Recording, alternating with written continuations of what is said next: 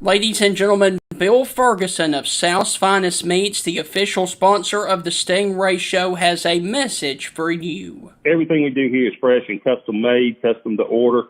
I tell people when they come in, if you don't see what you like, ask somebody. We've got the capability to process it, make it. If you want a different blend of hamburger meat, we'll do your brisket blend. We'll do your chuck blend. We'll do your sirloin blend. We do all that right here. We are a butcher shop. It's what we do. So please don't be afraid to ask if you don't see what you like. We can make you any size patty you want. We can make you any amount you want. People call me and say, well, how many patties come in the box? Well, how many would you like in a box? You want 12, we'll put 12. You want 25, we'll put 25. That's just one of the many things that South's Finest Meats has to offer, the official butcher shop of the Stingray Show. Today, on the Stingray Show, we are going to talk about and do a tribute to a legend in acting. Robert Duvall unfortunately passed away at the age of 95 on Sunday. We will look back at his life as well as his movies and wonderful moments that he brought us here on the Stingray Show today, and we're also going to talk about some other fun things as well. That is all ahead on this edition of the Stingray Show, as this is a tribute to the legend Robert Duvall, courtesy only on the Stingray Show. Hi, this is Tim Brando with a reminder. Look out, you're about to feel the buzz of Stingray. This is Stephen Ray, aka Stingray, coming to you live from Tuscaloosa, Alabama. I'm Heath Hopkins. I'm here in DeSoto County, Mississippi, right outside of Memphis, Tennessee. Mark, I'm going to put you on the spot. Do you feel that responsibility to pay it forward and give some kid a chance coming up in the ranks, kind of like Tony did for you? Why do you think I'm talking to Stingray tonight? Thank you, man. I appreciate that. No. Hey, Stingray, Here's the deal. When you get involved with Texas, it's like getting married to a stripper. and let me explain this. It looks good. It's kind of sexy on the surface. Yeah. But then you get the baggage, you get the drama, you get all that eventually comes with it. And that's what you get with Texas, and that's what the Big 12 learned. And Heath, any thoughts on our show moving forward? Hey, with the Stingray Show, if you don't like it, you better learn to love it, because it's the best show going today, baby. Woo! And with that, I want to welcome you inside another edition of the Stingray Show. Hope all is well with you. And I've got to say this, it is sad that we are losing a lot of the well-known actors of our lifetime. We lost Gene Hackman last year, and now, of course, we've lost Robert Duvall. Other ones that we have lost as well include Robert Redford, and the list goes on. And I will go ahead and say the end of an era ended when Robert Duvall passed away on Sunday. He had some of the biggest movies out there, including his first movie was in To Kill a Mockingbird in 1962, in which he played Boo Radley. He went on then to do The Godfather, Deep Impact, as well as Secondhand Lions and Kicking and Screaming with Will Ferrell, and his acting career went from 1952 all the way to 2022, and 2022 was the last time we actually did see Robert Duvall on the big screen. Heath, how were things with you this morning, as this is a sad day with the news breaking yesterday that legendary actor Robert Duvall passed away on Sunday? Yup. Yeah, I know. Yeah, it is sad. Bobby D, as Will Ferrell used to call him, he told a great funny story on late night television one time about William Duvall, and said everybody on set was intimidated by him because he was the biggest name on set. And that had Mike Ditka on set. Yeah. and said, Duvall had the biggest personality, and he said he didn't know who any of us were. Mm-hmm. And he goes, here I am. I've done these movies. I've been on Saturday Night Live. I've done this. And he's like, Will, who is this guy? But Will Ferrell said, I was trying to lighten the tension. We met, we talked, I made him laugh once. So he said, we're walking across the set. He's going to his trailer and I'm walking to do this or that or whatever it was. And said, I pointed my finger like, Bobby D. And he said, he just looked at me and was like, what? Are you talking to me? Who are you? Are you talking to me? And he said, they just spent a few minutes together. So he's like, yeah, I quickly knew my spot with William Duvall on set. But, he was such a fun character actor. Yes. And, in a movie like Kicking and Screaming, he showed his fun side. We saw his serious side so many times. Yeah. We saw a scary side of him. I mean, he could do anything. Mm-hmm. And that's the thing. He does remind me a lot like Gene Hackman. Gene Hackman could play the good guy or the bad guy. He could wear the white hat or the black hat. Right. He could be a cowboy. He could be an astronaut. He could do anything. He could have been a coach. He could have been a military guy. You would have believed the role, whatever he was doing, whether it be a single dad or whatever it might be. A loving grandpa, a dirty, spy, military agent, whatever it could be. Right. Bobby D could pull it all. Robert Duvall. So it's sad to see him go.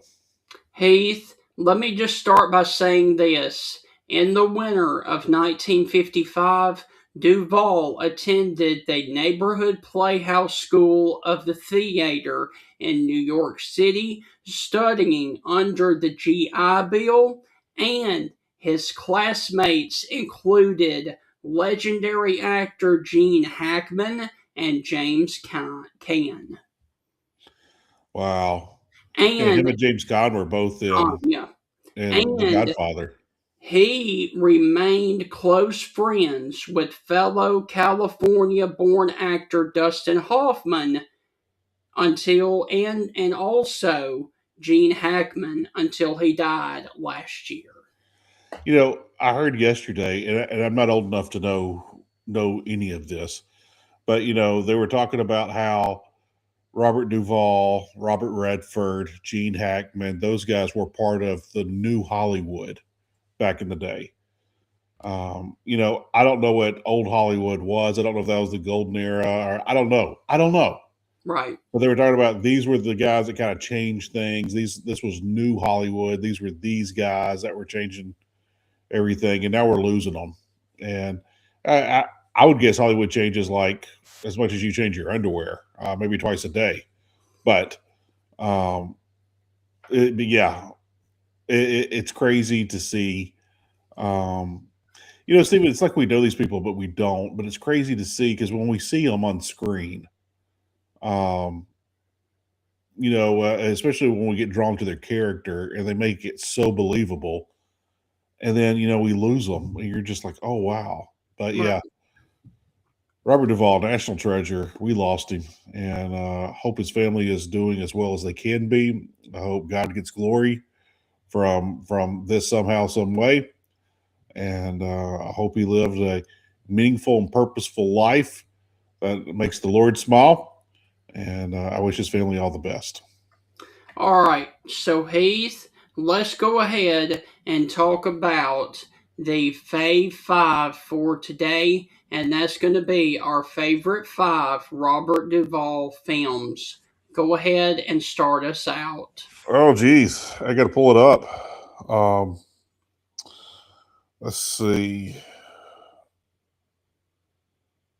I texted you a lot yesterday. I didn't even realize that until I pull up this. We usually don't text each other that often. And if we do, it's like one sentence or so. But yeah. At number 5, The Scarlet Letter. Demi Moore's in that movie. I'm sure we all read that book in like middle school, high school. We were all forced to read that book.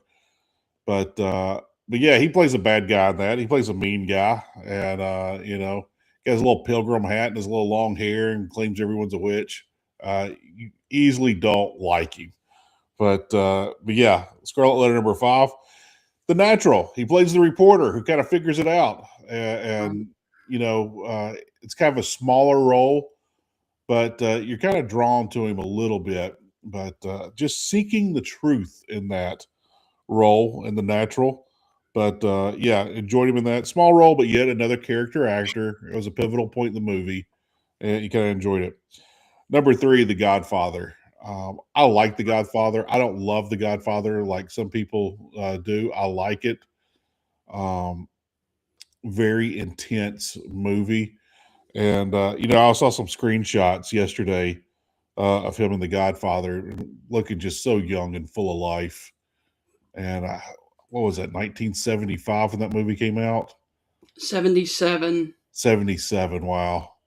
But, gosh, Steve, that was 48 years ago. Yep. So how old was he when he passed? 95? 5, yep. So, 50 years ago, he's in his early 40s in that. That's crazy to think about.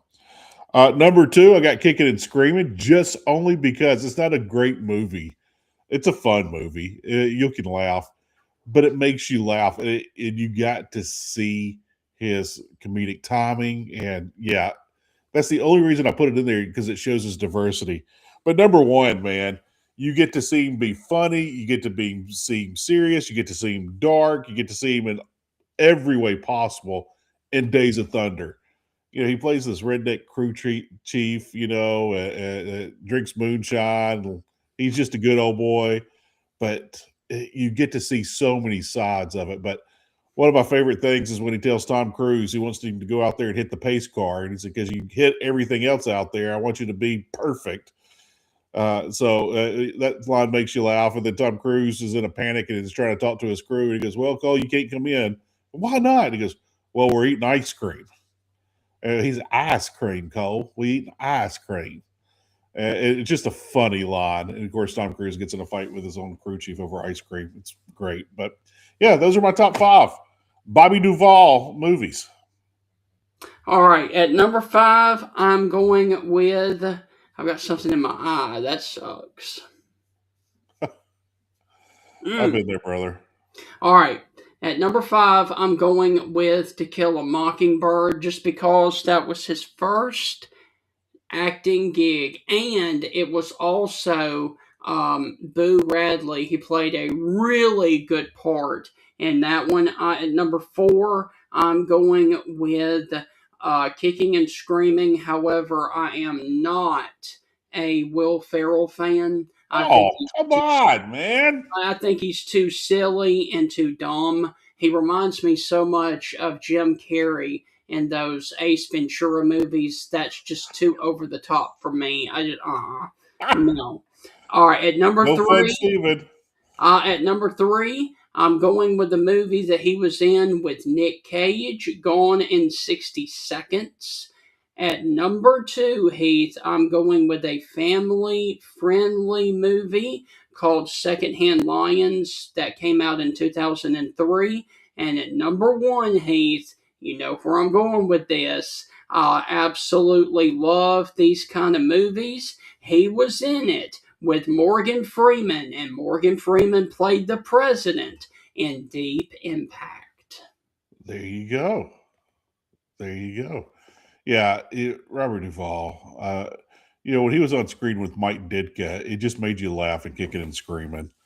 But we'll save that for another show. You hating on Will Ferrell movies, man? What? And Jim Carrey? What? Do you not like fun, Steven? I do like fun, but I don't like over the top, silly stuff, man. I just no. That's just too over the top, stupid. And as my mama would say, that's why we have chocolate and vanilla. I mean, have you ever watched that movie with Will Ferrell, The Campaign? Yes, thought it was great. That's a little bit that's a little bit too over the top for me. Was he a senator or a congressman? I can't remember. I can't remember. I'm Senator Cam Brady. He was great. Rocking out the Barracuda. Oh man. Everything Will Ferrell does. How stupid is this? He punched that baby in the face, and then he shakes his hand. He shakes his hand. Now but he shakes his hand and says, Nobody's asked me about my hand from punching the jaw of that rock hard baby. Okay, that is just dumb and stupid, man. It's See, just that's so what made it dumb. funny. It's dumb. That's what made it so funny. I was, hey man, nobody's ever asked me about my hand from punching the jaw of that rock hard baby. Because that's like the worst thing you could have said. And that's what makes it funny. I was like, oh my god, man, enough. Now Wow. I will tell Stephen you, hating I on will Will tell you, Ferrell. this is the only movie in it that I like. That's fair enough. I like Elf.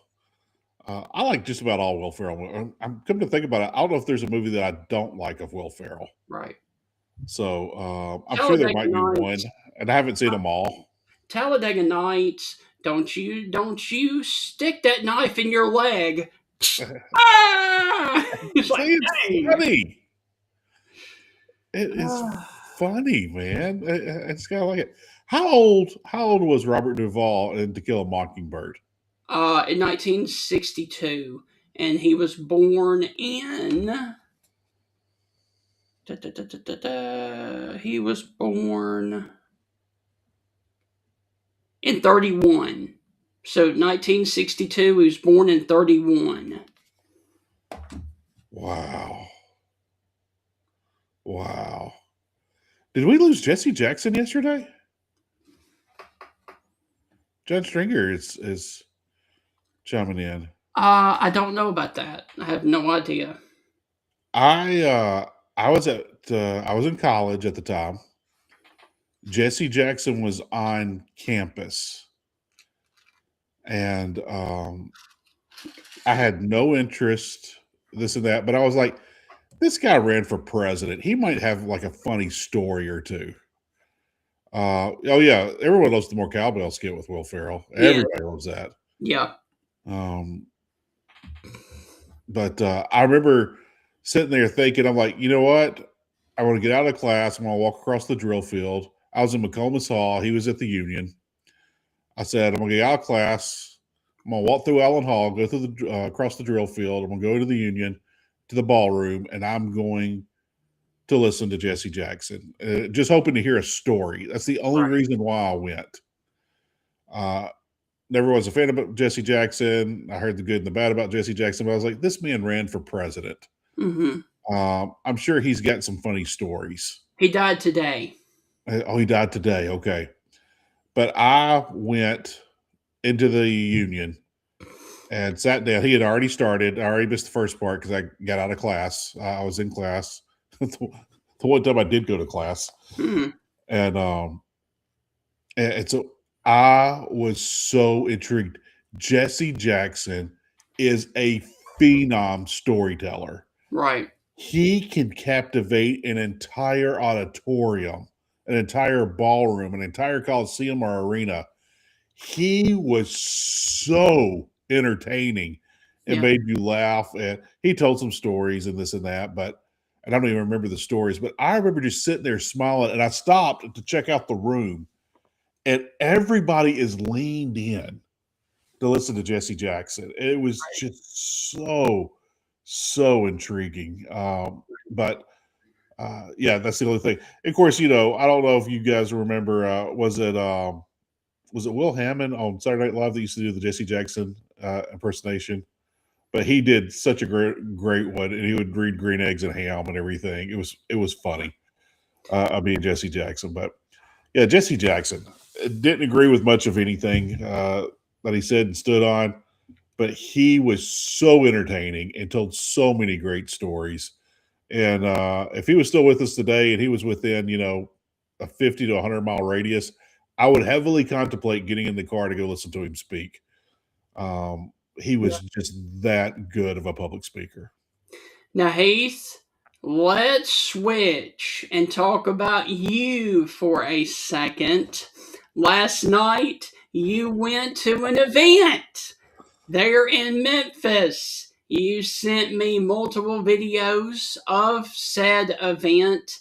Tell us what it was like witnessing Monday Night Raw live in Memphis last night. There at last night there at the The FedEx FedEx Forum. Forum. Yeah, and what was that like, man? Because there were a lot of pop moments last night there at Raw. Yeah, it was fun. I haven't been to a Raw since my 20s, and I was in college. Right. It's been a long time since I've been to a Raw. That was at the Pyramid, and I'll tell you a quick funny story about that. I was interning with the Memphis Redbirds at the time. It was the last year at the old stadium, Tim McCarver Stadium. It is a parking lot now. They knocked it down. We lost Tim McCarver here recently. Tim McCarver grew up in Memphis, was a great catcher for St. Louis Cardinals for many years, won multiple World Series. But anyway, I left Tim McCarver Stadium there at the Memphis Fairgrounds and drove over to the Pyramid downtown by the river, which is now the Bass Pro Shop, as we all know. And parked my car, and I'm walking in. I'm meeting some people from work and from college. We all sat together. I think there was 4 of us. But I'm walking in, and I hear this motorcycle behind me. Like, I could tell it's way behind me, but I could tell it's kind of getting closer. So I didn't turn around. I just kind of walked over to the right side. And so, he could pass. I don't want to be that guy who walks in the middle of the aisle. Right. There for people to come to park. And so anyway, he keeps getting closer and closer and closer. And so I refuse to turn around. Like, I don't know who this guy is. And I was like, I think it's that motorcycle cop, but I'm not going to turn around, And then all of a sudden, he hits the siren and like speeds around me and honks the horn. It was Stone Cold Steve Austin on a Memphis police motorcycle. Like, I could have turned around and pulled out a camera, like, Steve, can we take a picture? Like, he would have probably done it. Right. I could have probably asked him for a ride. He would have probably given me one.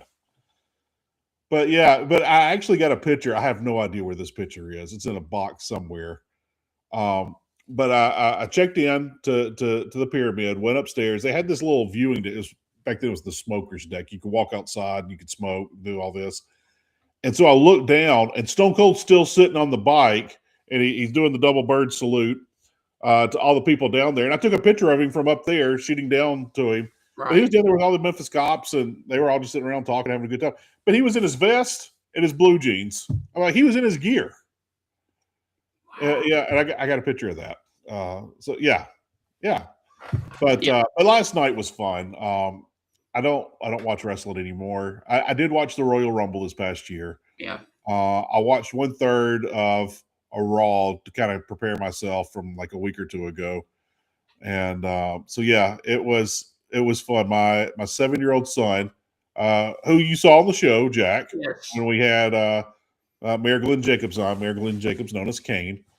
But Jack is a huge wrestling fan, and his sister is a huge wrestling fan, Hazel. Yeah. And so I didn't tell him. I just told him that I gave him a little something for Valentine's Day. I was like, hey, your big gift hasn't come in yet, because I didn't want to tell him. I wanted to surprise him. Right. And I ordered them both a Yeet shirt. My son loves Jimmy and Jay Uso. Yeah. Loves those guys. And I ordered them some sunglasses like the Usos got. And so I kept saying, like, hey, your big gift's not here yet. It's coming on Monday. It's coming on Monday. And so I had it the whole time. And so anyway, they came home from school. My son, as soon as he woke up Monday morning, asked about it yesterday morning. When I got him from school yesterday, he immediately asked, he's like, hey, the big present in? The big present in? And I was like, it's in Memphis. Well, we're going to go get it here in a little bit. He had to go to tutoring. It was probably the longest day of his life yesterday. Right. But I picked him up from tutoring, and I didn't want to give him the shirt until we got to the parking lot. But my wife said, go on and give him the shirt. So I gave the kids their shirts. I gave them their sunglasses. Hazel figured it out immediately. Jack did not. He had no idea what was going on. He had no idea what was going on even when we walked into the arena. And then when we walked into the portal and he saw the ring and everything, he was like, oh my gosh. Oh my gosh. Like, everything kind of came together then. And yeah. But I'll say this, poor guy. he doesn't like heights. We were sitting in the middle tiers. It wasn't like we were like crazy high. There's like 3 tiers there at the Forum, and the middle tier is called the Pinnacle tier. And so we're sitting on the Pinnacle tier. Great seats, and anyway, he was just like, I don't like this. I don't like this. And when the fireworks went off to start the show, he really didn't like that. My other daughter, my other kid, she loved it. She was jumping up and down, going crazy. Right. He's like, Dad, can we go home? Can we go home? He didn't like anything like the pre-show. Oba scared him. His music and everyone setting up. Oba, Oba. That was during the pre-show. You didn't get to see that during the broadcast. But it was dark and all the laser lights and the explosions and the pyros. Then when the show started and Paul Heyman came out, he got so mad at Paul Heyman, he started booing and he forgot the rest of the night that he was sitting up high and he was scared. Right. So my name is Paul Heyman. He was liking him. And he was like, boo, boo. So, yeah, and I was like, wow, my kid really dislikes Paul Heyman. I love Paul Heyman. Right. Ladies and gentlemen, my name. And I was upset because they never let him say his name last night. I was waiting for everyone to say it with him. My name is, and of course, everyone booed and wouldn't let him say it. My name is, and of course, everyone booed. And then Logan Paul took the microphone. Yeah, but I was so ready to say, Paul Heyman. I didn't get that opportunity. So, hey, I saw that Jerry Lawler made an appearance. What was that like? Oh, man. The biggest pop of the night, as it always is. They brought him out pre-show, and I'll tell the backstory to everybody real quick. Steven and I have been trying to get Jerry Lawler on the show for years. Yes. And he agreed briefly to come on the show, which I was so excited. I don't usually get too excited about our guest. Just being a former reporter, meeting governors and everything else, the dude kind of rubs off like, oh, yeah, all right, great. You were an All-American at LSU? Wonderful. Oh, you got Heisman votes and you played it up. That's awesome. Good for you. Like, I don't get excited that often. There's a couple of people I get excited.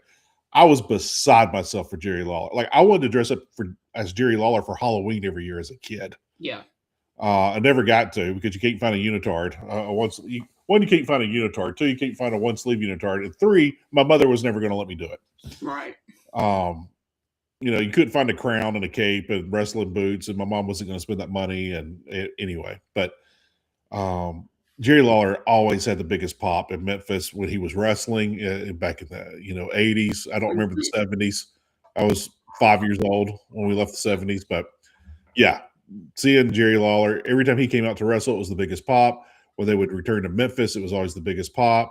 When he was announcing, it was the biggest pop. Last night, he came out. Michael Cole came out and he goes, "I wouldn't be here and where I am today without this one person, and I could never fill his shoes as long as I'm doing this job." And he said, "I have so much gratitude toward this man. Ladies and gentlemen, let's welcome your hometown hero." Everybody knew when he came out and said, I was like, "Oh, this is Jerry. This is Jerry. I know where this is about to happen." And of course, the crowd chanted Jerry and all that. But Steven, it was sad to see him. He did not look like himself. I don't know. We thought he kind of gave us excuse when he skipped out on our show saying, "Hey, I had a stroke. I can't really remember things like I used to. I don't want to do the show." And I was like, "Oh, Jerry just doesn't want to do it."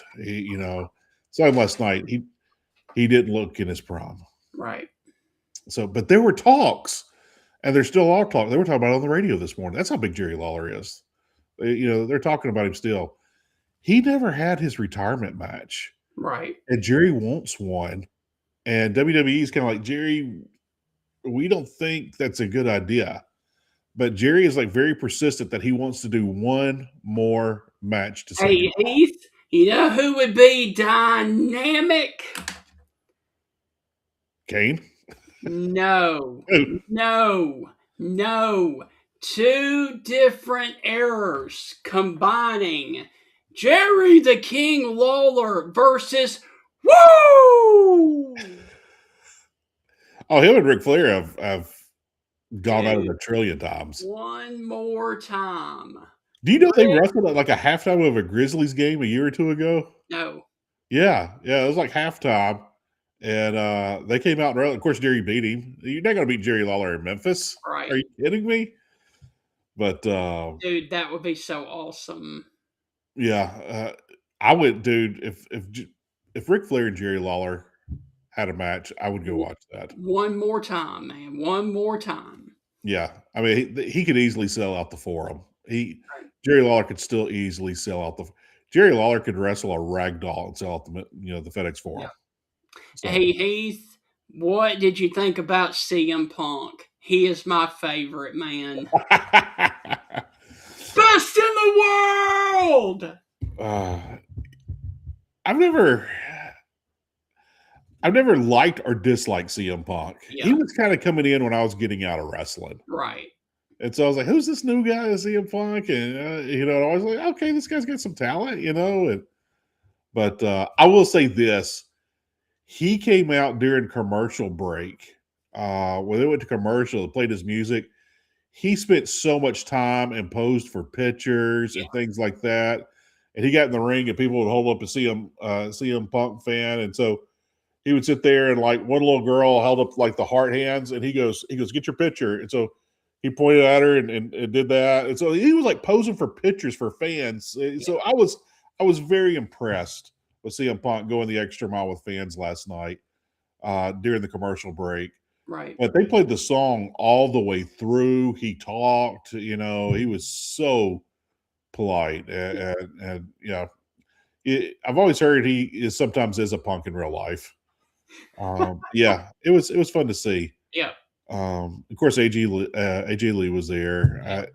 I remember she was a thing when I was kind of getting out of wrestling. I was like, oh, who is this? She plays this cute psycho crazy girl. Okay, all right, whatever. CM Punk and she are married in real life. Yeah. Yeah. So I will say this. I was so impressed with CM Punk's shoes last night. He had his Memphis Grizzly Air Jordans on. Right. They had the Bill Street blue on it, and he had a special shirt. I didn't know this. They do this now, Steven. They'll take like 2 or 3 wrestlers and they'll make like a specific shirt just for that event. Right. CM Punk was one of it. He was wearing that shirt last night, and on the back of it, it said Memphis is the best in the world on the back, and Raw. It had the date and all that, and of course, it had the thing on the front. So I was like, there's no telling what they're selling that shirt for, but I'm sure people are paying $50, $60 for that shirt. Right. I wouldn't do it. But yeah, it was fun to see. Yeah. But yeah, kids had a blast. The only bad thing I can say about it, Stephen, is we parked at Peabody Place. And Peabody Place is used to be a mall there, and that they've turned it into apartments and things, a lot of stores, but and restaurants and things like that. But we parked there, and if you bought a parking pass for Raw, like I did, paid $13 for it because it's really cheap to park in Memphis. You had to scan the barcode to get in, but you had to pull up a different email and scan another barcode to get out. Oh, and people didn't know that. And of all people, my wife, we were on the 4th floor of the parking garage. 4. My wife gets out. It's like, what's going on? I was like, I'm sure there's traffic at the end of the garage and people can't get out, this and that. There's no telling what's going on down there. And she goes, well, I'm going to go find out. Being the typical personality of Julie Hopkins, she gets out, walks down 4 stories, sees what's going on, and there's 2 lanes to get out. People are only using 1. She starts directing traffic, and then she finds out, she hears the guard saying, hey, people are got that. So my wife tells all the cars going back up, the reason the holdup is get your scan code out. They sent another email. You have to scan that code to get out. My gosh. She walks all the way back up. Dude, we got out of there in like 8 minutes after she started. Like we sat there for like 90 minutes. Didn't move an inch. Julie Hopkins walks down, gets everything going. We're out in 8 minutes. Jeez. Yeah. I know, Kay. I know. I mean, look, for the folks that don't know my wife, I was telling the story the other day. If you go on my personal Facebook page, we're doing a little fundraiser for my daughter's softball team, and it's the little calendar thing. My wife came up with that calendar thing. I don't want to say she invented it and created it, but she saw it on social media years ago. Nobody in our area was doing the calendars, the fundraisers. And so we started doing the calendar, and it took off. And like less than 24 hours later, another team started doing it. And then another team started doing it. The very next year, every team in North Mississippi and the entire Mid-South were doing these calendars. I was like, Julie, you did that. You did that. When COVID happened, they canceled the Christmas parade. And I'm going to get shortly long-winded on this, Stephen. But my daughter, Hazel, that we're talking about, she was 3 at the time. Mm-hmm. And COVID was going on. And, you know, we're having school at home on the computer and doing all this. And it's all the craziness. And, you know, just everyone remembers how crazy COVID was. And so anyway, my 3-year-old asked her mom, because can we do this? I can't remember what she asked to go do. And I know, Kay, I know. And she said, Mama, is it because we can't do it because of COVID? My wife was in the kitchen getting ready to cook dinner, and she just slammed the pan down. She goes, I'm done with this COVID mess. I'm done with it. And she goes, and so anyway, my daughter asked, and she said, are we not going to have the Christmas parade because of COVID? And she turned to me and she goes, I'm going to make that Christmas parade happen. I'm like, what are you talking about? I thought she was just talking out of her head. My wife went to the Board of Aldermen meeting, sat there face to face with all the aldermen. She had to wait through a 3-hour meeting just so she could talk. All the aldermen and the mayor were against her at first. They said, I remember the mayor called me the day before. I was the president of the Parks and Rec Foundation, had a great relationship with the mayor. She did too. We live in a small town. We know people. Everyone knows everybody. And so he called me. He's like, what is she wanting to do? It's like, she wants to have a parade. He goes, we can't do a parade. I was like, she's wanting to do a parade. And he goes, I don't know what to tell her. You know, and I said, you know, Tom, call her up and let her know. And he called her up and he said, I don't think I can get the alderman on board with this. I know you want it and I'm with you, but I don't think we can do this. My wife had the idea of a reverse Christmas parade. A reverse Christmas parade. I was like, what are you talking about, Julie?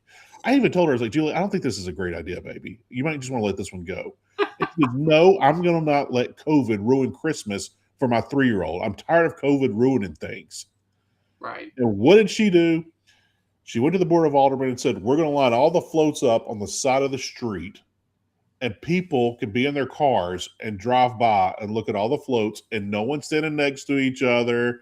And no one has to wear their mask, and no one has to do this and that. And so she pulls it off. And so, like, news channels are starting to call our house, wanting to come by and interview Julie. We're doing all this. The late Tom Dees came down. He went to Mississippi State. We had Hank Flick together. We told all these Hank Flick stories. It was great. Tom was such a great guy. He's no longer with us. But Julie sets up this reverse Christmas parade. When I tell you, like, over 100,000 people showed up to our town of 20,000, and all these cars came through, it was insane. We thought this thing might last like 20 minutes, 30 minutes. It lasted like 6 hours because there were so many cars coming to see. It was insane. So that's who my wife is. Mm-hmm. One thing sets her off, she goes not over the mountain, she goes through the mountain to get things done. I mean, she will make anything happen. So, and after we got in the car, I didn't know this. She goes, you didn't read the email from StubHub. I was like, what are you talking about? She goes, do you know if we were in that parking garage after 10:30, you'd have gotten charged again? I was like, are you serious? We got out of the parking garage at like 10:28. My gosh. I was like, are you serious? And she's like, yeah. I'm like, oh my gosh. Okay. All right. So, yeah, there you go. That's my wife for you. All right. Heath, are you ready to do the National Day of Today and the National History of Today? I don't know. Did my wife say it's okay? I love people, man. Julie could make anything happen. And like I said, when that switch is kicked on, whether it's Vacation Bible School or Christmas parade or traffic, She gonna make it happen. More power to you her, like man. President PTA. So there you go. All right. Today is February the 17th, and we didn't have much food to talk about yesterday. Today we've got two. Today is National Cauliflower Day. And my wife loves cauliflower. I like cauliflower. I don't love cauliflower. Like if it's on the menu, like, oh, mixed vegetables with cauliflower, broccoli, and carrots. I'm like, that sounds good. Oh, you got cinnamon apples? I'll take the cinnamon apples. You know, I rarely ever choose cauliflower, but I like it. I do like it. If I'm at a restaurant, I'm usually not going to order it. Right. What All about right. you? Nah, there you go. I like broccoli better than I do cauliflower. I like both, but yeah. But my wife cooks the fire out of it. She eats it all the time. All right. It is also National Cabbage Day. Another thing my wife eats a lot of. Now, here's what I did not know. The cabbage family is quite varied and includes Brussels sprouts, broccoli, cauliflower, bok choy, cahabri, I hope I'm saying that correctly, and kale. I did not know that kale was a part of the cabbage family. I love some kale, man. My wife will sometimes cook fish and put it on top of kale. That's good stuff, man. That's real good stuff. Now, cabbage is an ancient food with origins to which country? This surprised me too.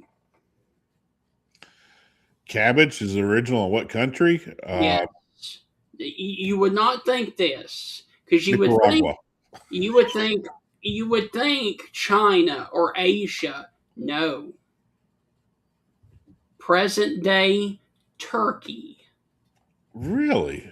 Turkey, which is known as the Asia Minor, which is Turkey today, and the Eastern Mediterranean.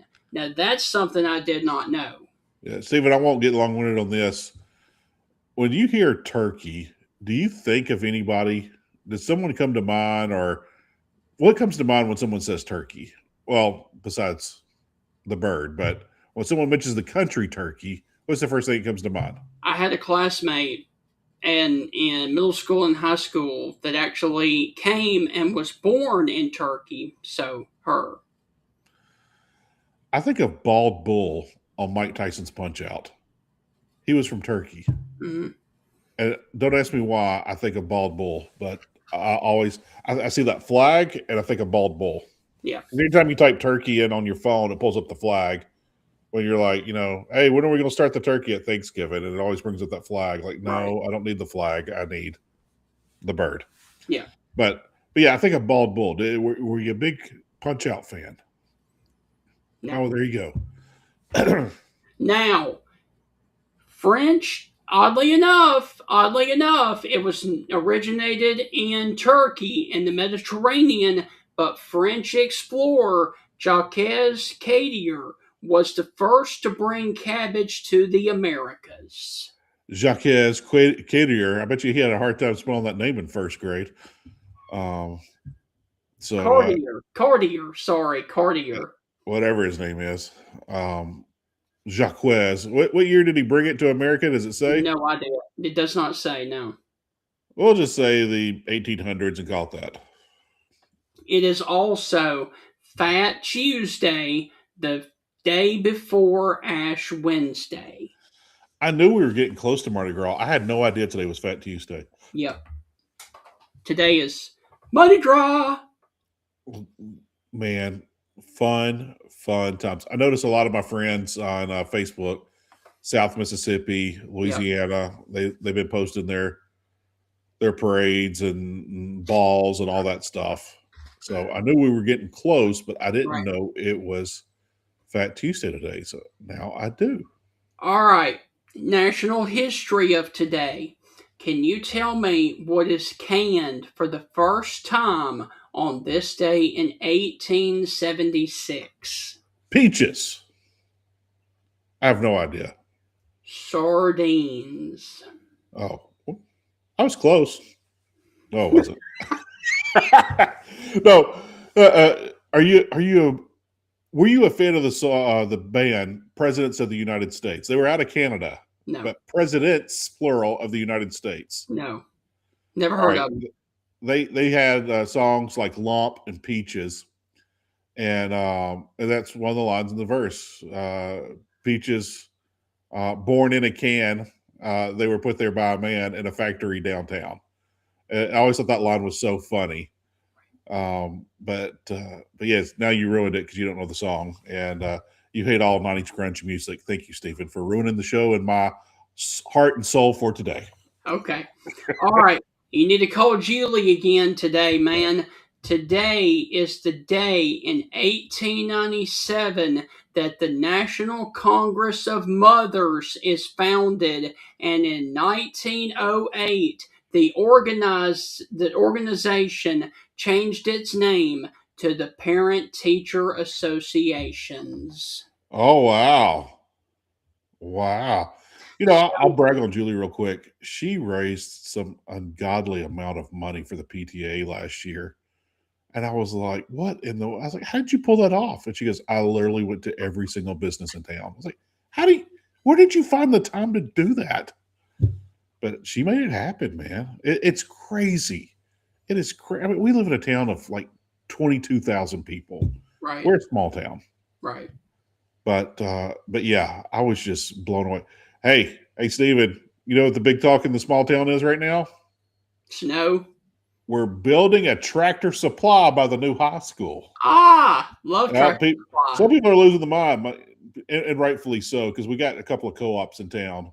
My granddaddy started that co-op, and so I'm kind of excited with the co-ops. I like Tractor Supply. I don't even beef it. We got one up the road in Horn Lake. It only takes me 12 minutes to get there. If I need something at Tractor Supply, I go there maybe once a year. Right. Let's keep our co-ops. We don't need no Tractor Supply. Keep your stinking Tractor Supply out of here. Okay. Unless they want to sponsor the Stingray Show, and then we'll change our tune. Yes. All right. Heath, can you tell me what is distributed for the first time on February the 17th of 1933? February 17th, 1933. And it is still going today. So it's like a show? Or is it a product? What is it? It's a newspaper. Oh, it's a newspaper. It was done in 1933? I think it's either a newspaper or a magazine. I think it's a magazine, now that I think about it. Now you got me confused. Newsweek. Oh, okay, yeah. Newsweek is distributed for the first time in 1933. I've heard the name. I don't know if it's a magazine or if it's a newspaper. I was trying to explain to my kids how popular and insanely powerful radio and newspaper used to be. Yes. And in local TV. I mean, those guys were held more than celebrities. They were held like royalty in your towns and communities. But, they had these big, huge buildings, and they employed thousands of people. Yeah. And now you go to a newspaper or a radio station, and there's like maybe a dozen people on staff in the whole entire place. Right. It's just insane to see how different things are. ESPN's telling me something. I don't know what that's about. Did you hear that? No. Okay, good. You didn't hear my phone. I don't know what ESPN's trying to tell me. I got alert about something. Anyway, I'm not worried about it. Heath, can you tell me what is launched on this day in 1959? Is it a food? Is it a store? What is it? Something into space. Oh, we put something in space? Was it I doubt it was the Sputnik satellites.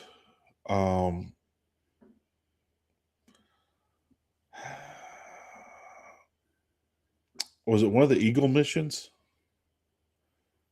I'm trying to think. Was the Eagle the first mission? We've had Challenger and Columbia and, all these other Apollo. We had all these missions. Not a mission. A weather balloon then. The U.S. launches Vanguard 2, the first weather satellite. It was 20 inches in diameter and was designed to measure cloud cover distribution during the daylight portions of its orbit for 19 days, and that was the lifetime of its batteries. After that, it would be optically tracked from Earth for studies of the atmosphere drag and gravity field of the lifetime of its orbit for about 200 to 300 years, and it is still in orbit today. They say there is so much trash in our orbit. Yeah. Because of things like that. And I'm still a firm believer what goes up must come down. Like, eventually, something's going to hit it, destroy it, or bump it, and hit it back to Earth, and it'll burn up before it hit the ground. Because you said it's what, 20 inches? Yes. Yeah, it'll burn up before it hits the ground. It'll disintegrate before it gets to us. So, crazy. All right. Movie history buff time. You're a huge history and movie nerd. What movie was released starring Vincent Price on this day in 1959? Oh, the great Vincent Price. My generation knows him as the voice on the Thriller album. Saying all that spooky stuff there at the end. It had that great laugh at the end. Yeah. See, everybody knows Vincent Price. I'm going to guess it was a scary movie. What year was it? 1959. Yeah, there's a lot of Dracula films then, but I'm not going to say Dracula. I'm leaning toward Frankenstein, but I don't think that's it. It was extremely low budget, but made the studio $2.5 million at the box office. Man, that could have been anything. I mean, it could have been a werewolf movie. It could have been a mummy movie. I'll just say, I'll be stupid and funny. The Attack of the Giant Gila Monster. House on Haunted Hill. Really? That's been remade a lot of times. The low-budget horror film House on Haunted Hill is released. It was produced and directed by William Castle, who was known for his use of gimmicks to promote his horror films. The film featured an effect called emergo, in which plastic skeleton would fly over the theater audience during the corresponding scenes in the movie.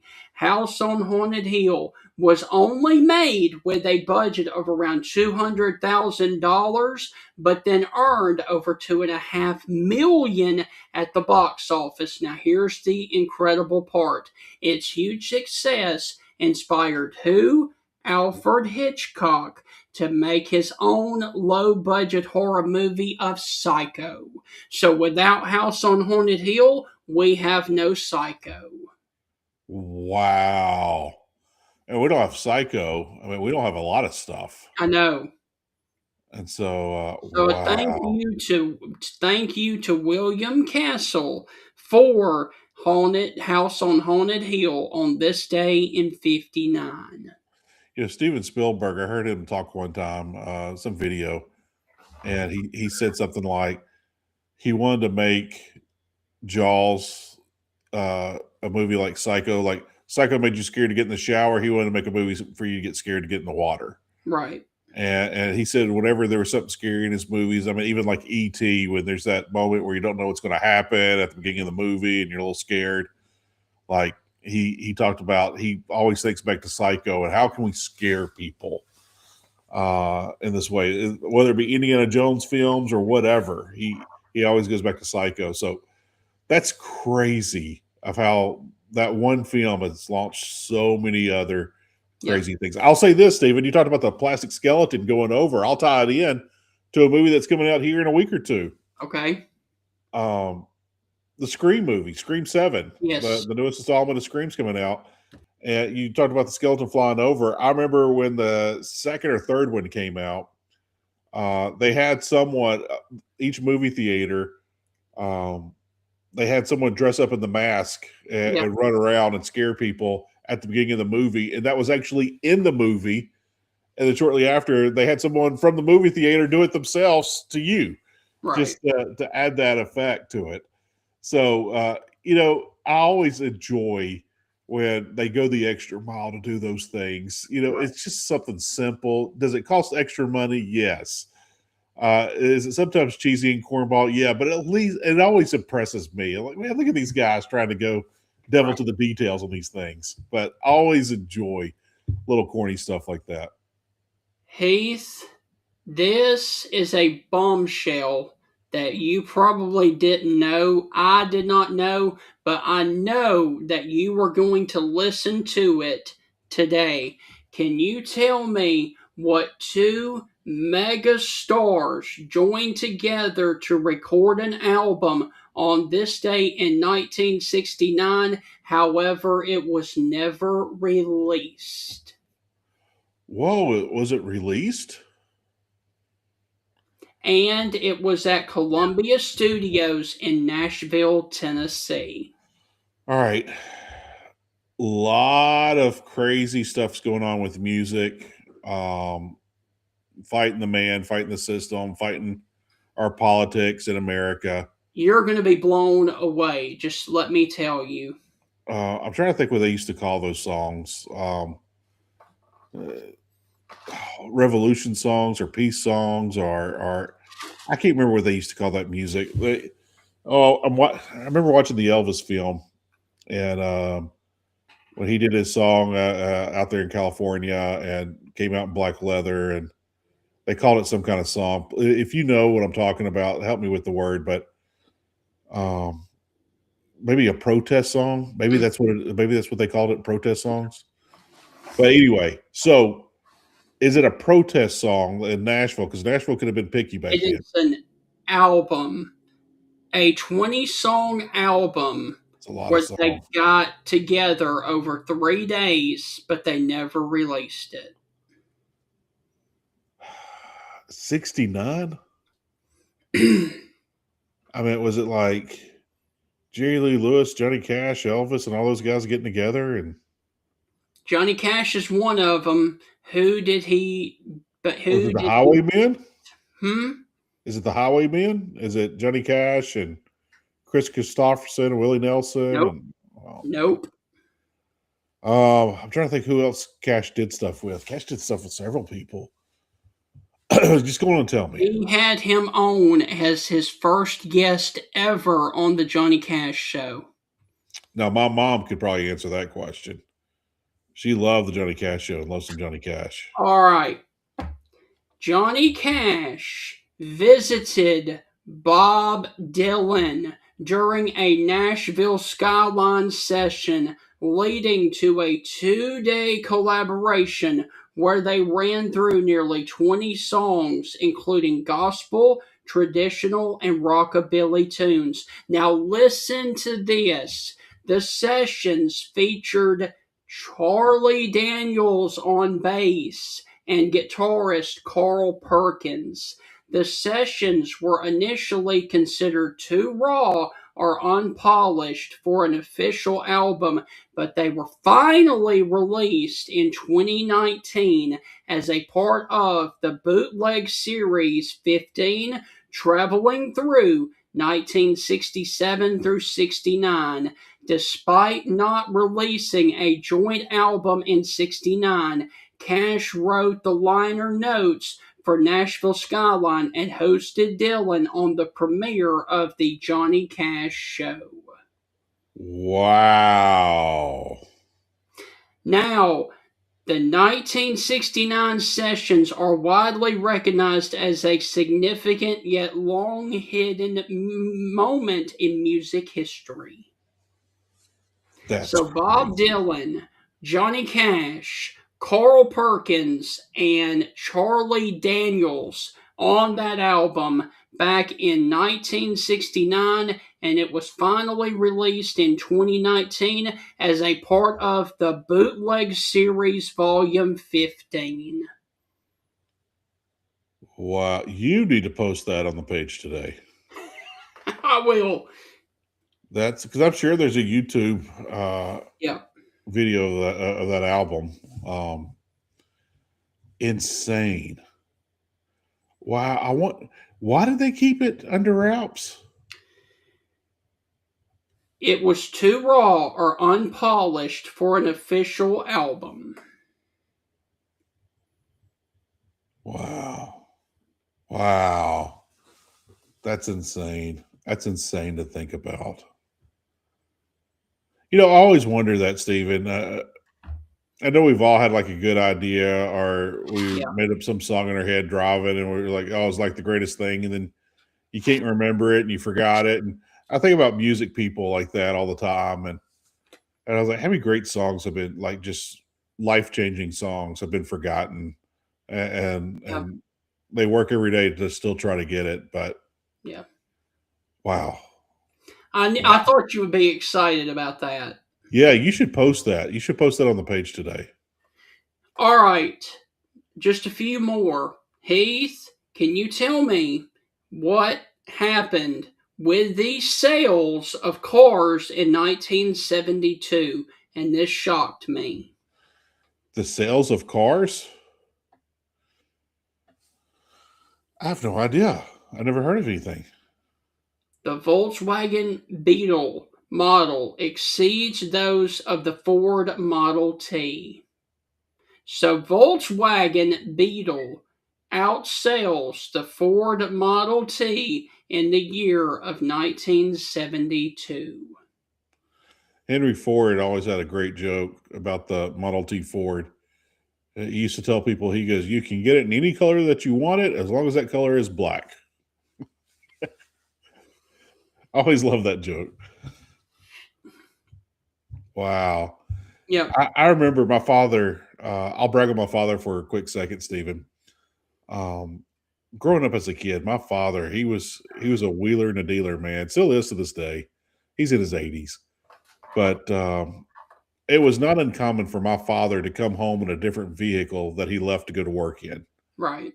And I remember there was one time he went through like 3 or 4 vehicles in 1 week. Oh, yeah. Yeah. I mean, he just hit a hot streak there, but he would find a good deal on a car. He'd buy it. He'd wash it, wax it, clean it up super nice. And then he'd try to turn around, sell it, and try to make $1,000. Right. And so, but he's no matter to this day, any vehicle he's got, it is pristine inside and out. If he's trying to sell it or not, he hasn't sold a vehicle, and oh my gosh, I don't think he sold a vehicle since, maybe since I've been in college. But but he used to do that. That's how he started his company. He's got a trucking company, still runs it today. But that's how he started his trucking company. He was buying and selling these cars, and then he, got enough to buy trucks, then started doing that. But I remember he came home in a Volkswagen one time, a Beetle, and I just thought it was the greatest thing in the world. But I was a little guy. I was probably 4 years old, 5 years old. But I remember him coming home in that Beetle, and I was so excited to because Herbie the Love Bug was a big movie by Disney back then. Yeah. And I love the Herbie movie. But got to ride in the back seat, which that back seat was probably big as a shoebox. But I was 4 years old, 5. And I thought it was just the greatest thing in the world. Thought it was funny that the engine was in the back. Right. I just thought that car was just completely different and stuff. So, yeah, the Bugs. We almost bought a Bug for my daughter, a Bug convertible, but we didn't. Right. And it's so funny. Our neighbor bought one roughly at the same time that we were looking. And I was like, oh, wow, everyone had the same idea. But yeah. Steven, have you ever had a Volkswagen? I've never had a Volkswagen. No. You ever had one? No. I've driven a couple, but I've never had one. Heath, can you tell me What major movie, because we had House on Haunted Hill in 1959, can you tell me another famous movie that was released on this day in 1984 that starred John Lithgow, Sarah Jessica Parker, and Kevin Bacon? I easily know the answer to this question. John Lithgow played the preacher. Sarah Jessica Parker played Rusty, which was not the love interest. And Kevin Bacon played Ren McCormick in Beaumont, in the city of Beaumont, in the movie Footloose. Yes, correct. Yeah. Yep. I have probably seen that movie more than any other movie ever. And I'll make the story short and sweet. I was third grade, maybe fourth grade. VCRs were like a new thing. And like people were paying just astronomical amounts for a VCR, like over $1,000. It was crazy, Steven. Yeah. It was crazy. But they were out of VCRs. They had one there at the little stereo TV place in Whitehaven. That's Memphis, Tennessee. It was on Elvis Presley Boulevard, which is basically Highway 51.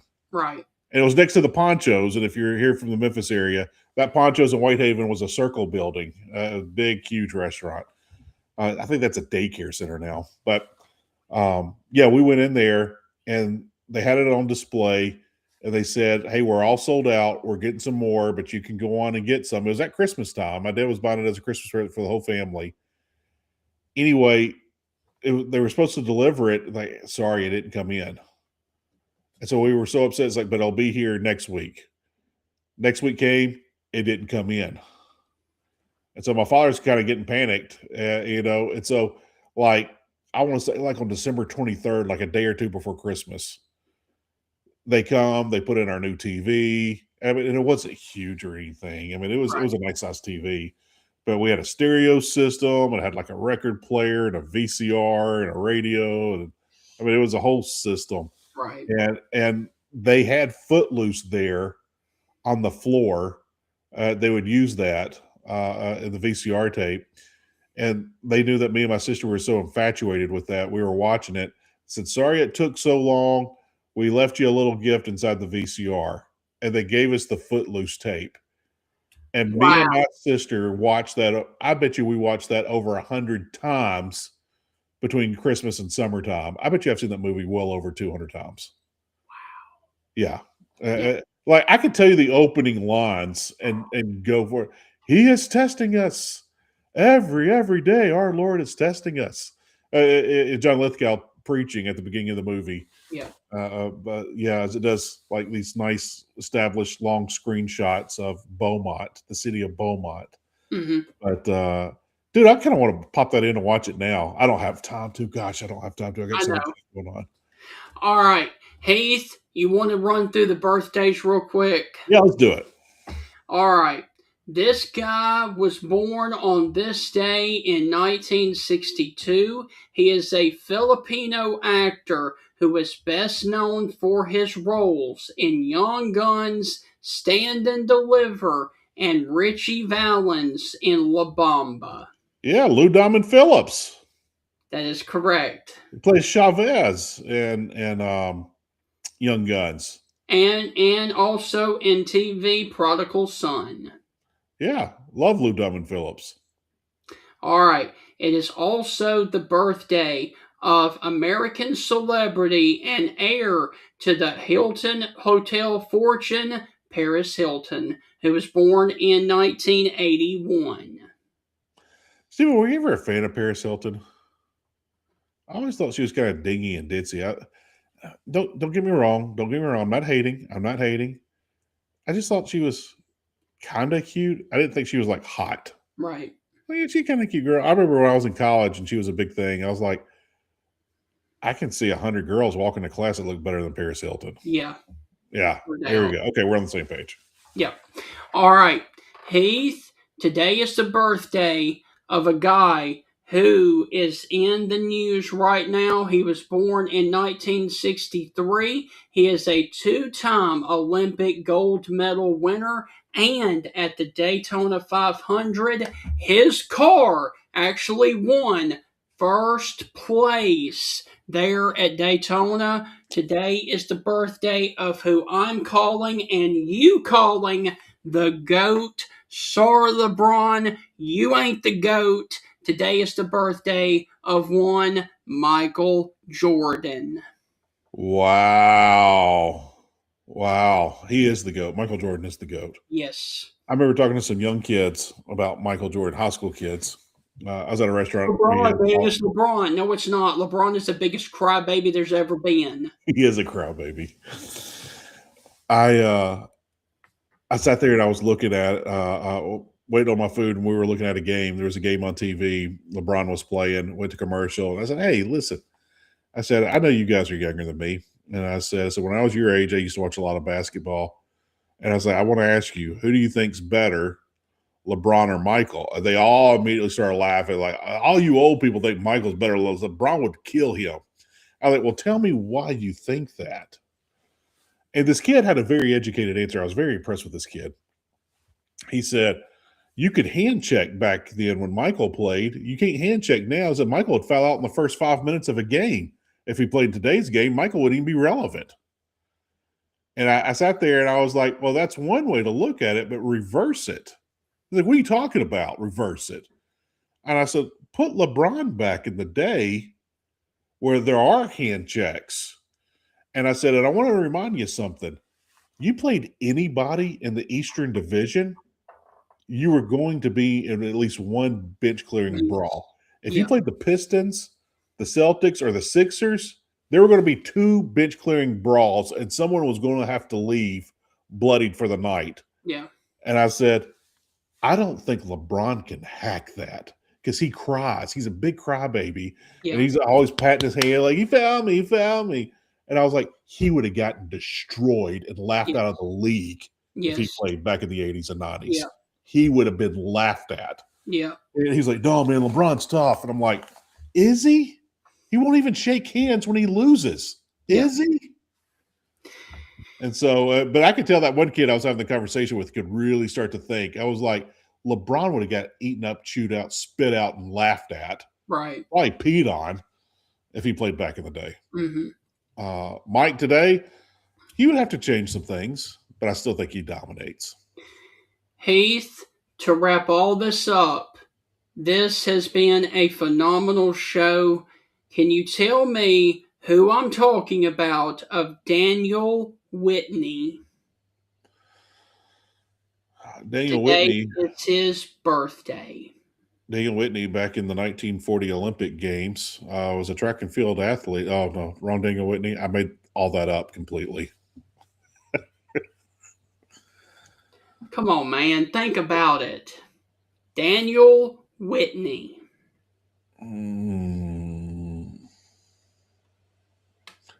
Whitney and Hathcock Bank, I have no idea who Daniel Whitney is.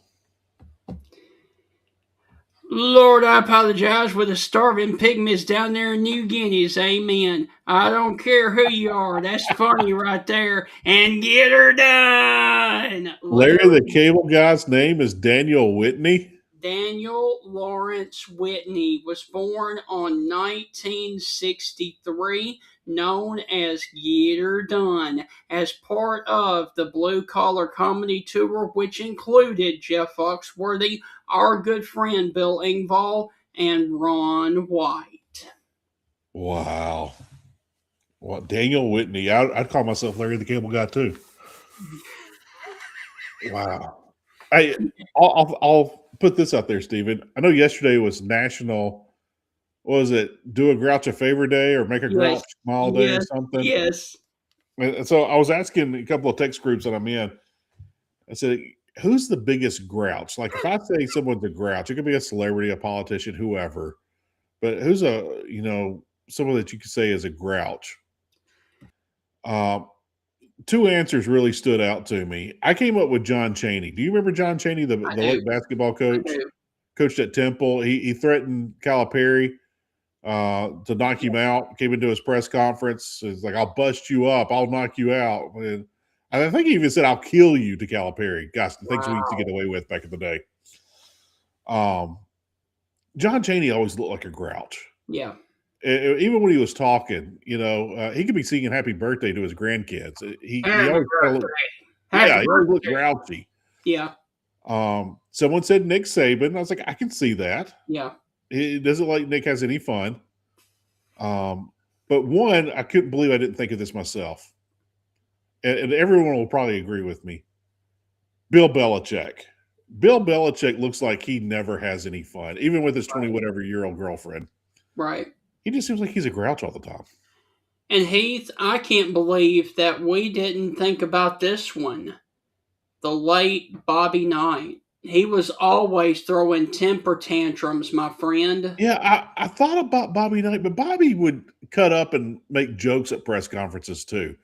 Because I think back, I don't know if you remember this or not, but someone said something about their game face. And he goes, can someone tell me what that means? Game face? Is it this? Is it this? He started doing all these stupid faces. Right. And he goes, what is a game face? And I always laughed at that. Bobby would do stupid stuff like that and cut up and be a little quirky. Bobby Knight. Speaking of press conferences, what about our friend Doug Gottlieb going off on the Verizon League yesterday? Holy crap. Yeah, that might get Doug in some hot water. I'm not playing that on the show because he does drop the F word. I'm like, nope. We're family friendly now. We can't go that far. And so I don't remember Doug dropping an F-bomb. He does. It was the same effing play. That's what he said. Oh, well, talking about that, yeah. Yes. But I was talking about on our show, when he was on our show. No. Yeah. I'm talking about I can't play that clip on the show from the press conference because of the F word. Yeah, I'm with you on that. Doug's always been a wonderful gentleman on our show. He's been so. Yeah. Here's the great thing. I tell people all the time when they ask about, hey, who's been your favorite guest? Who's been this? Doug Gottlieb's name always comes up, and I said, Doug does his homework on you. Yes. And I was like, the very first time we ever had him on, he made a reference. He goes, Heath, it's kind of like the Bulldogs in 1996 when you were in college there. And I remember just sitting back. I'm getting goosebumps thinking about it. I'm like, yes. Oh my gosh, Doug Gottlieb has done a deep dive on me and knew when I went to college. And I was so impressed with Doug Gottlieb. Yeah. And Doug has so many great takes. I miss him on the radio. Yeah. Doug did such a phenomenal job, but Doug was a good dude. And I sent Doug something back during Christmas time, like, hey, been watching you this season, been keeping up with you. Good luck in conference play, blah, blah, blah. I look forward to having you on the show. And he just sent like a nice little 1 or 2 sentence remark back. I think it was 2 sentences, maybe 3. I can't remember. Right. But it was just like, miss you guys. Look forward to it again. Thank you for the kind words. Or something like that. Mm-hmm. But I mean, Doug's a good guy. I mean, Doug had some stuff go on when he was in college. I'm not going to hold what he did at 19, 20 years old over his head. Yeah. And he's very open about that on our show. He stole someone's credit card at the dorm. He thought it would be funny. And I can't remember if he said he bought beer with it or stereo equipment or what, but he admitted to it. And he served his punishment. He got kicked out of Notre Dame. Doug's done like 1 billion, if not 2 billion, great things on this earth. He did something bad in college, and some people are like, he's a bum. I'm like, that's not like the worst thing ever. Like, there's a lot of things probably your favorite politician did that's a whole lot worse than what Doug Gottlieb ever did in his entire life. Right. Chill. So, Heath, this has been a blast. Are you joining us tomorrow? Because I know that you've got a little bit of a family thing ongoing. I got 3 family things tomorrow, Stephen. We got a lot of stuff going on tomorrow. My son's going to take his driver's license test at 8 o'clock in the morning. My wife's going to take him to do that. My daughter is going to be going on her first college visit. And my mother's going to be having surgery. So I will be all over the place. If we go early tomorrow, I will be here for at least part, if not most of it, or all of it. Right. yeah, earlier we go tomorrow, the more I can be here. But yes, I do plan on being here for a little bit tomorrow. Okay. Well, tomorrow we are going to get back to sports as we're going to be joined by Chris Lee of Southeastern 16 to talk about the opening weekend of college baseball and the midweek action and the weekend of college basketball in the SEC. Chris Lee will join us at 8:35 in the morning. He's got a hit to do from 8 to 8:30, and as soon as he gets off, he will join us in the morning at 8:35. We will see you guys then for another wonderful edition of the Stingray Show, and we will get back to sports tomorrow. But Heath, the great thing about us, we don't have an agenda. We're not covering one specific team. So if we want to do fun shows like we did yesterday and like we did today, where we talked about and did a tribute to Robert Duvall, we can do that. And that's what makes the Stingray Show unique. Yeah, it is. It's fun. I like doing the fun shows. Yes. I'll throw this out. Usually, Steve and I have these conversations either directly after the show or sometime around lunch. I always eat a late lunch though, early afternoon. Right. But Stephen, I'll have this conversation with you on air instead of that. Do you want to go do a pre-show early tomorrow and do all that? I know you announced to the crowd we started at 8:35. Do you want to do a little bit of a pre-show earlier and I can be around a little bit more, or do you want to stick with 8:35? That's your call. We could go with 8:15. Okay. All right, we'll do that. And then that'll at least get me to you, because if I have to leave, I don't know when I have to leave, but heaven forbid if something changes and I got to leave at 8:30, then you'll have Chris Lee coming on shortly after. Yes. So 8:15 will be the start time. Our guests will join at 8:35 tomorrow when we will be talking SEC hardwood and the diamond of baseball with Chris Lee tomorrow. Heath, I cannot believe it. We didn't have much on the agenda for today, but we went an hour and 20 minutes, and we will see you tomorrow on another edition of the Stingray Show. Hey, Steven, did you happen to see any of the polls, basketball or baseball? I hadn't even looked at them. They come out on Mondays. I never even looked. No. I hadn't even looked at who's playing today, baseball-wise. I think Alabama's got... I can actually tell you who Alabama's got. Well, if Alabama's got Troy, I will pull that up on ESPN+. No, Alabama's got Stanford tonight. Okay. And then they got Alabama State tomorrow night. All right. I originally was going to catch a game tomorrow night. That's already been canceled. My plans. The game's still going on. Yeah. I just man, we got Raw and this and that and all this other stuff, and I got surprises for my wife later this week, and driver's license tests and surgeries and college visits, and got a lot going on, man. I got way too much going on. Best in the world. I love CM Punk, dude. He is so awesome.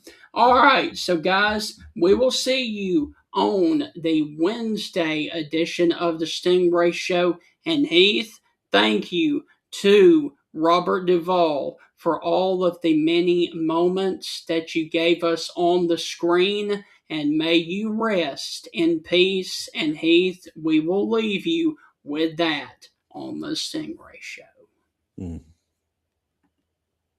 It's a new year, and now is the best time to review your insurance policies. With a helpful customer service team here to serve you in Alabama and over in Mississippi. For all of your auto, home, life, and business insurance needs, call the Jeff Nee Agency of Alpha Insurance to create a customized plan to protect your family's home and autos. You can stop by his office at 3428 McFarland Boulevard in Tuscaloosa, Alabama, or simply call 205 462-8192 or call the number on your screen right there. And remember, with Alpha Insurance, the more you protect it, the more you save. Reach out to the Jevney Agency of Alpha today for all of your auto, home, life, and business insurance needs.